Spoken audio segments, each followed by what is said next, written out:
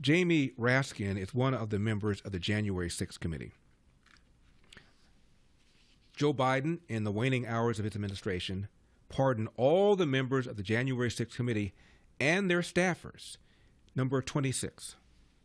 But look, the people who were pardoned in the morning were pardoned because we were innocent, and Donald Trump was threatening Liz Cheney and Benny Thompson and others with fraudulent political prosecutions. The people who were just pardoned a little while ago were pardoned because they were guilty of us violently assaulting police officers, carrying dangerous weapons inside the Capitol, destroying federal property, and so on.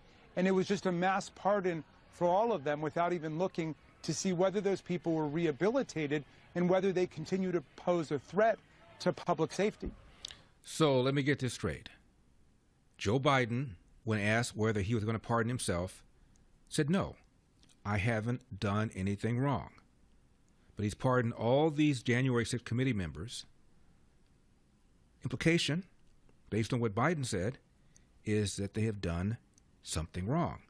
Jamie Raskin's rationale is, no, we haven't done anything wrong, but Donald Trump has promised to go after us for no reason whatsoever, which suggests that what Raskin is saying is he doesn't trust the DOJ. Isn't that exactly what Donald Trump said? He didn't trust the DOJ, that the DOJ could be used for lawfare and weaponized? Isn't Jamie Raskin saying the same thing Donald Trump said, except it's being weaponized against him, not against Donald Trump? And if Jamie Raskin really believes in the judicial system, even if there is a prosecutor who's out for vengeance, doesn't he trust the jury system that ultimately they will vindicate him? By the way, you don't have to accept the pardon. If you feel, as Joe Biden feels, you haven't done anything wrong, you can say, I don't want a pardon. I've done nothing wrong. Number 27. Did you accept your pardon, and would you advise your staff to accept theirs? Well, you know, I'm not even sure that's part of the process. I'm trying to connect up with a lawyer to figure out whether you accept or reject a pardon, because one interpretation I found from some cases is that a pardon is like an executive order or a legislative enactment. It's just public law, and so you don't have the choice whether or not to accept it or reject it. I know there's some contrary authority, so I'm going to try to figure that out and figure out, you know, what to do. You know, I have felt, as I've said for, you know, many weeks about this now, that we are safe with the speech and debate clause, which protects us against both federal and state criminal prosecution as well as civil lawsuits. I'm going to consult with a lawyer to find out whether or not you could accept a pardon. You don't have to accept a pardon. There's plenty of law that says you do not have to take it. You can reject it.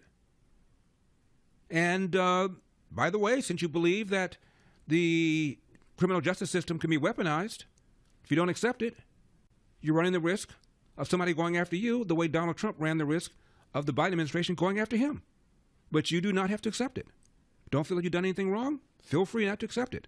I'm good with that. These people are just too much. Biden says, I don't need to pardon myself because I've not done anything wrong, but he pardons his family. We've had Peter Schweitzer on the program, and he says the Biden crime family pocketed $27 million. And they're trying to figure out exactly who's got the money, where the money. And, of course, Joe Biden said that he had no idea about his son's business dealings. And the Hunter Biden laptop has Hunter Biden referring to his father as the big guy, 10% for the big guy. And remember, Antony Blinken, the Secretary of State, is the one that organized that letter signed by 51 former intelligence officials saying that the Hunter Biden laptop story had all the hallmarks of Russian disinformation. We now know that it was completely true, and but for that laptop being suppressed, Donald Trump would have won a second consecutive term in office. As far as I'm concerned, it turned out to be a blessing in disguise. Trump had 4 years to think about what he wants to do, how he wants to do it, the kind of personnel he needs. And America had 4 years of watching left-wing wokeism destroy this country, create record inflation, 10, 12 million people in the country illegally, the disastrous pullout of Afghanistan, which encouraged Putin to invade Ukraine, encouraged Hamas to commit the atrocious act they committed on October the 7th. We have had 4 years of this, and now American people have a renewed appreciation for Donald John Trump. I'm Larry Elder. Thanks for watching these clips from The Larry Elder Show. If you enjoyed this content, be sure to subscribe to my channel and hit the bell icon so you never miss a moment. More thought-provoking discussions are just a click away, so stay tuned, and we'll see you in the next one.